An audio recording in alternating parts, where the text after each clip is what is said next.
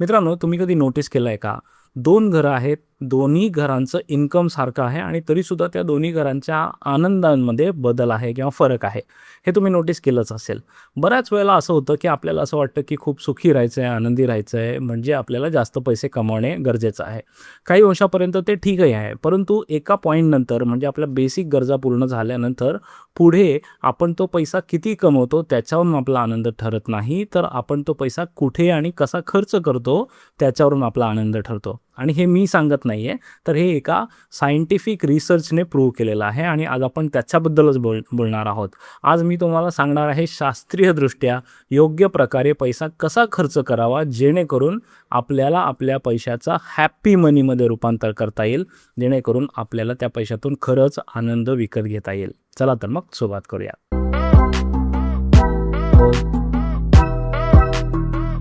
किती कमावतो हा खरा प्रॉब्लेम नाहीच आहे. आपल्याला नेहमी असं वाटतं, की आपण भरपूर काम करून, मेहनत करून पैसे कमावून मग सुखी होऊ, परंतु तसं होत नाही. कारण पैशाने आपण ज्या गोष्टी विकत घेतो, त्या गोष्टींचा आनंद आपोआप काही दिवसांनी दूर होतो, लोप पावतो.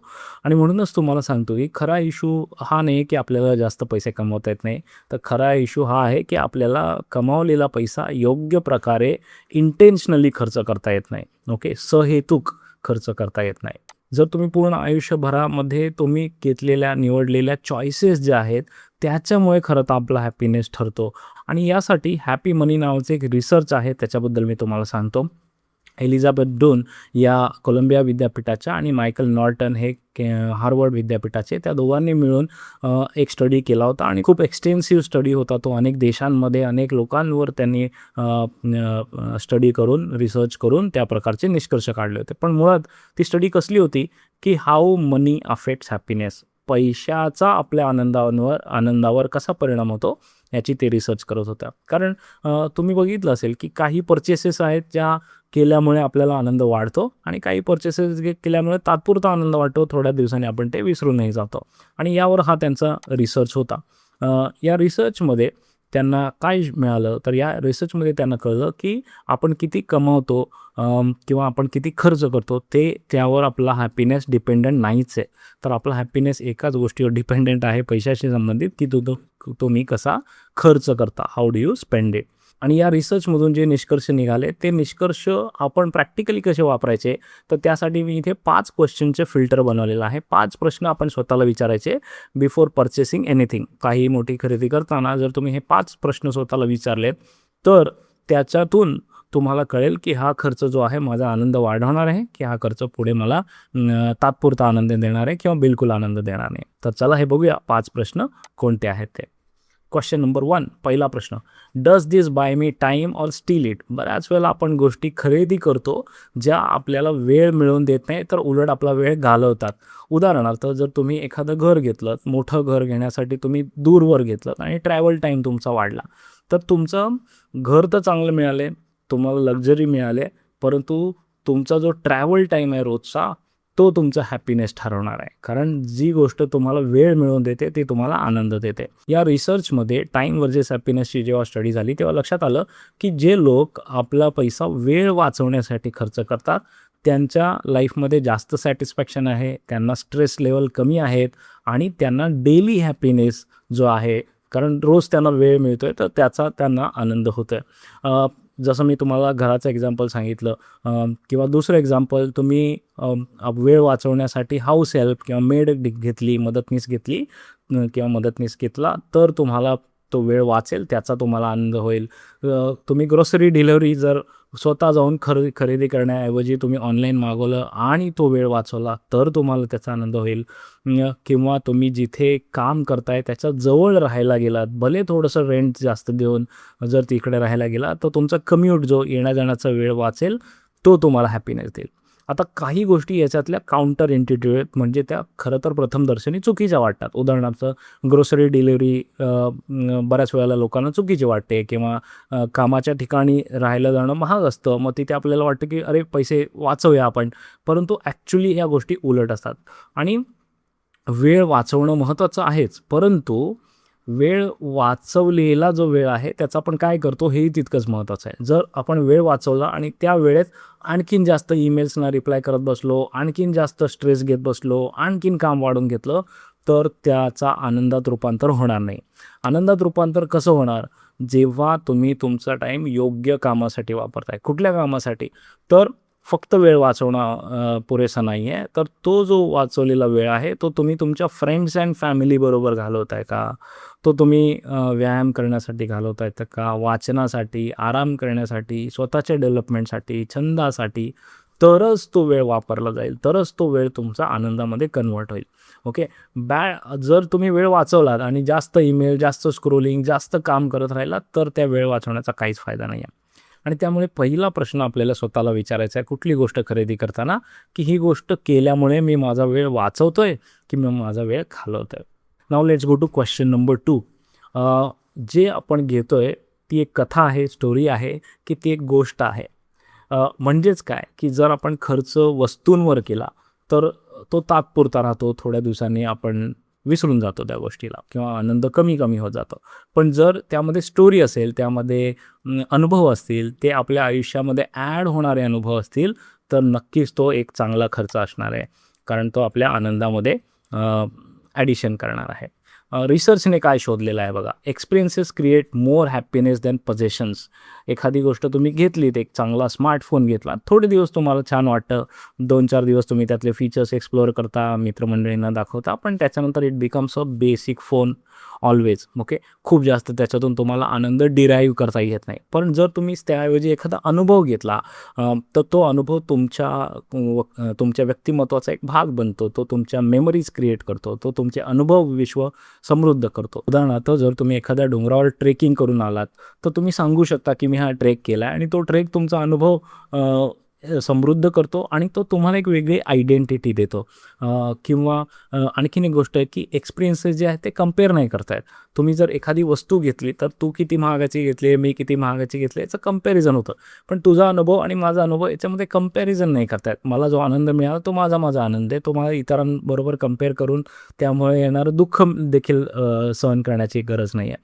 आणि म्हणून एक्सपिरियन्सेस बिकम युअर आयडेंटिटी आणि थिंग्स इन्व्हाइट कॉम्पिटिशन. तुझं किती महाग, माझं किती महाग, कंपॅरिझन होते, तिथे कॉम्पिटिशन येते. कॉम्पिटिशन आलं तिथे स्ट्रेस येतो, तिथे तुम्हाला आनंद कमी व्हायला लागतो, त्याची जागा दुःखाने घेतली जाते. एक्सपिरियन्सेस जे आहेत ते ॲप्रिशिएट होतात. म्हणजे बघा, तुम्ही खूप वर्षांपूर्वी घेतलेला जो अनुभव आहे तो तुम्ही पुन्हा पुन्हा आठवाल, तो तुम्हाला आवडेल, ॲप्रिशिएट झाला आहे. पण तुम्ही खूप वर्षापूर्वी घेतलेली गोष्ट, वस्तू जर जुनी होत गेली तर ती डेप्रिशिएट होते, त्याची व्हॅल्यू कमी होते, अनुभवांची व्हॅल्यू दिवसेंदिवस वाढत जाते. आणि म्हणून आपल्याला खूप जुन्या आठवणी जेव्हा आपण काढतो तेव्हा खूप चांगलं वाटतं. का? कारण मेमरीज ज्या आपण क्रिएट केलेल्या आहेत त्या लाईफ लाँग पुरतात आणि नुसत्या पुरत नाही तर त्या वाढतही जातात. सो हा आपला क्वेश्चन नंबर 2 आहे. आता आपण जाऊया तिसऱ्या प्रश्नाकडे. Question 3. Does this bring me closer to other people? खर्च फक्त मला स्वतःवर नाही करायचा आहे, तर जेव्हा मी इतरांवर खर्च करतो आणि त्या खर्चामुळे इतर लोकांशी, माझ्या मित्रमंडळींशी, नातेवाईकांशी, फॅमिलीशी मी जोडला जातो, मी कनेक्टेड राहतो, ते खर्च तुम्हाला पुढे जाऊन आनंद देतात. तर रिसर्च काय सांगते? रिसर्च सांगते की जेव्हा आपण इतरांवर खर्च करतो आणि तेव्हा त्यांना आणि आपल्याला एकत्रित आनंद मिळतो आणि तो आनंद उपभोगता येतो. त्याचे काही उदाहरण बघा. जर तुम्ही तुमच्या एखाद्या मित्राला, वाईफला, गर्लफ्रेंडला, बॉयफ्रेंडला, तुमच्या नातेवाईकांना, आईबाबांना, मित्रमंडळींना समजा एखाद्या डिनरला घेऊन गेला, ओके. छोटासा खर्च आहे पण तो तुम्ही एकमेकांबरोबर केला आहे, शेअर केला आहे, तो वेळ शेअर केलेला आहे, तर तो खर्च जो आहे तो तुम्हाला आनंद देईल. तुम्ही एखाद्या मित्राला अचानक भेटायला गेलात, त्याच्यासाठी जो खर्च केला आहे तो तुम्हाला आनंद देईल. तुम्ही एखाद्या स्पेसिफिक फॅमिलीला, स्पेसिफिक मित्राला मदत केली असेल, तर तो तुम्हाला आनंद देईल. तुम्ही कुठल्याही चॅरिटीमध्ये, ज्या चॅरिटी एखाद्या मोठ्या संस्थेला तुम्ही मदत केली, ती मदत कुठे वापरली जाते, एक्झॅक्टली कशी वापरली जाते तुम्हाला कळलं नाही तर त्याचं आनंदात रूपांतर होत नाही. पण तुम्ही एखाद्या कुटुंबाला, एखाद्या मित्राला समजा कुठे ॲडमिशन घ्यायचं असेल आणि त्याच्यासाठी तुम्ही पैसे दिलेत, त्याला मदत झाली, तर तो तुम्हाला एक्झॅक्टली माहिती आहे तुमचा पैसा कसा वापरला गेला, तो तुम्हाला आनंद देईल. अशा गोष्टींसाठी मदत करा जिथे आपल्याला दिसतोय फरक, जाणवतं आणि तुम्ही तो थेट बघू पण शकता. तर हॅपीनेस जी आहे ती रिलेशनशिप्समधून बिल्ड होते आणि रिलेशनशिप बिल्ड करण्यासाठी जो तुम्ही पैसा खर्च करताय तो तुम्हाला आनंद देतोच. पण जेव्हा तो खर्च सतत सतत सतत होत जातो तेव्हा आपल्या ब्रेनला त्याच्यापासून जो आनंद, जी ऊर्जा मिळायला पाहिजे ती मिळायची बंद होते, कारण सवय होते ब्रेनला त्या गोष्टीची. आणि म्हणून कुठल्याही खर्चाची आपण सवय करून घेऊ नये, त्याला रुटीन बनवू नये. रिसर्चमध्ये एक अत्यंत महत्त्वाचा शब्द त्यांनी वापरला आणि तो आहे हेडॉनिक ॲडॅप्टेशन. म्हणजेच काय, की हळूहळू आपल्याला गोष्टी नॉर्मल वाटायला लागतात. एखादी समजा तुम्ही लक्झरी कार घेतली, फर्स्ट टाईम तुम्ही ड्राईव्ह करताय, तर तो आनंद कंप्लीट वेगळाच आहे. पण तीच गाडी पुन्हा 10 दिवस तुम्ही चालवताय, 10 दिवसानंतर तुम्हाला फार काही एक्सेप्शनल वाटणार नाही. पण तीच गाडी जर तुम्ही 6 महिने वापरली तर तुम्हाला ते एकदमच नॉर्मल वाटायला लागेल. म्हणजेच काय, की तुमच्या ब्रेननी तो आनंद ॲडॅप्ट केलेला आहे आणि हळूहळू तो त्याला त्याचं काही वाटेनासं झालेलं आहे. त्याच्यामुळे जे स्पेशल खर्च आपण करतोय, जे स्पेशल इव्हेंट्स आपण करतोय, जे स्पेशल खर्च आपण करतोय, ते खरं स्पेशल राहू द्या. त्याला सारखं करू नका. तुम्हाला लक्षात आलं असेल, की आपलं स्वतःचं जर तुम्ही ऑब्झर्व्ह केलं, तर आपली एक पिढी सोडली तर मागच्या सगळ्या पिढ्यांमध्ये स्वीट खाणं, गोड खाणं हे फक्त सणासुदीला व्हायचं. पण आत्ता गेल्या 40-50 वर्षांमध्ये जर आपण बघितल्यात गोष्टी, तर आपण कंटिन्युअसली स्वीट खाऊ शकतो, गोड खाऊ शकतो. कधीही अवेलेबल असतं, पाहिजे ते स्वीट पाहिजे तेव्हा अवेलेबल असतं आणि तेवढ्याच फ्रिक्वेन्सीने ते घरात येतं आणि त्यामुळे त्याचं नाविन्य राहिलेलं नाही. आणि एक्झॅक्टली हीच गोष्ट आहे, की कुठलाही खर्च जेव्हा आपण करतो तर तो शेड्यूल करा, तो ठरवून करा. त्याच्यामधून जो आनंद मिळतोय त्या आनंदाला प्रोटेक्ट करा. ओके, तरच तो आनंद तुम्हाला मिळत राहील. सतत अपग्रेड करत राहू नका. त्याची काही उदाहरणं तुम्हाला इथे सांगतो. समजा तुम्हाला कॉफी प्यायला जायचं आहे तुमच्या बेटर हाफ बरोबर, तर त्याच्यासाठी डे ठरवा आणि तेव्हाच जा. सतत जाऊ नका. किंवा वर्षातून एकदाच मी एकदम लक्झरी ट्रिप करेन असं जर मी ठरवलं, तर त्या लक्झरी ट्रिपचा आपल्याला आनंद उपभोगता येतो. पण ती खूप फ्रिक्वेंटली झाली तर मग मात्र त्याचा आनंद तितकासा राहत नाही. आणि म्हणून कुठली गोष्ट अति झाली की त्याचा त्रासच होतो. हा फॉर्म्युला आहे, की ती गोष्ट रेग्युलेटेड करा आणि मगच आपण त्याचा आनंद उपभोगू शकतो. मगच आपण त्या खर्चाचं आनंदामध्ये रूपांतर करू शकतो. सो जेवढी फ्रिक्वेन्सी तुम्ही कमी कराल तेवढे त्या इव्हेंटमधली एन्जॉयमेंट तुमची वाढत जाईल. मित्रांनो, हा व्हिडिओ बघत असताना तुमचा आनंद द्विगुणित करण्यासाठी मी तुमच्यासाठी काही गिफ्ट्स पण आणलेले आहेत. पहिलं गिफ्ट म्हणजे आमच्यातर्फे आम्ही काही कोर्सेस जे बनवलेले ते तुम्हाला फ्री ऑफ कॉस्ट देत आहोत. त्याची लिंक खाली डिस्क्रिप्शनमध्ये आहे, ज्यामध्ये तुम्हाला finance, personal finance, behavioural finance, IT, technology, AI असे अनेक कोर्सेस मिळतील. मराठीत आहेत, फ्री आहेत, तर त्याचा जरूर फायदा घ्या. त्यासोबत आमच्या व्हॉट्सॲप कम्युनिटीची लिंक पण दिलेली आहे, त्याच्यावर पण जॉईन व्हा. तिथे आम्ही खूप साऱ्या विषयांबद्दल मराठीतून माहिती पाठवत असतो, दररोज ऑलमोस्ट येत असते. तर त्याच्यावर तुम्ही जॉईन करा, तिथे पण तुम्हाला खूप साऱ्या गोष्टी शिकायला मिळतील. हे आमचं गिफ्ट कसं वाटलं ते मला कमेंट्समध्ये जरूर सांगा. चला आता आपण जाऊया पुढच्या प्रश्नाकडे. आता आपण 5व्या प्रश्नाकडे येतोय आणि तो खूप महत्त्वाचा प्रश्न आहे, की can I pay now and enjoy later. म्हणजेच काय, की आपण ॲडव्हान्स पेमेंट केलं तर आपल्याला त्या अनुभवांचा आनंद घेता येतो. आता हे पण काउंटर इंट्युटिव्ह वाटते ना, की बऱ्याच वेळेला जर आपण ॲडव्हान्स पैसे द्यायचे म्हटले, की आपल्याला वाटतं की नको, याच्यामुळे आपल्याला मजा नाही येणार, आपण सगळा आनंद घेऊया आधी आणि मग पैसे देऊया.